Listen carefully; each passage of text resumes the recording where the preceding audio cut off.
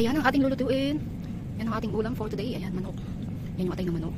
Yan yung ating pangsahog, sayote. At meron tayo dito, tanglad. Ayan, kulang tayo ng malunggay. Masarap pag may malunggay. Yan, igigisa natin yan. Let's go, lutuin na natin. Ayan, ginisa ko na yung ating sibuyas, bawang, luya at sibuyas.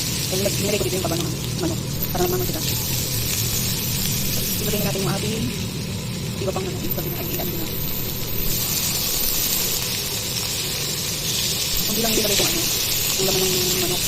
Kasi lang natin lalagay namin. Yung atay, ayun. Yan yung atay. Dalaw lang kumunta. Ayan. Ilan natin yung atay ng manok. Ayan. Yung ano atay. Isang buong manok.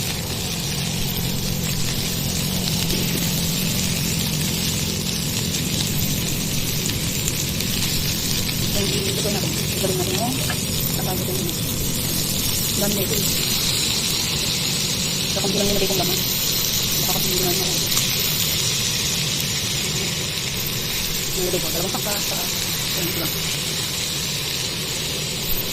Dami na ito. Yan ang ating kilo atay. Ang ating ulam ay tinulang manok. Ayan, nilagay ko na pala yung ating sayo. Ano din natin. Ibisa. Sama-sama na sila siya. Ayan na yung ating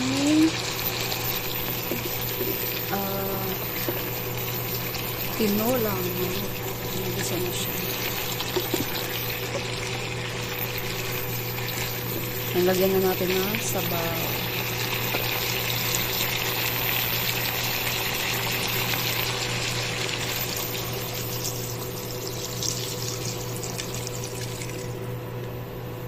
Ayan, din takpan natin para mabilis maluto.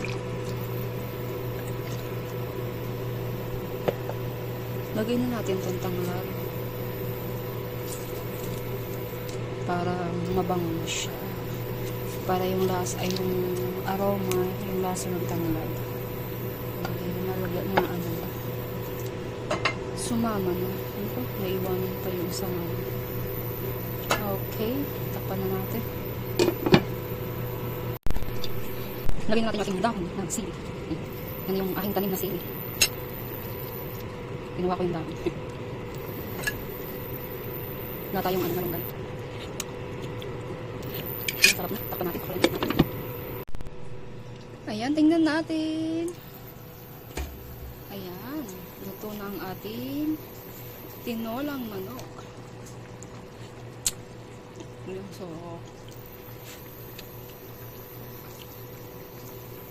ayan, tara, kain na tayo. Ayan yung ating tinulang manok. Luto na. Patay natin.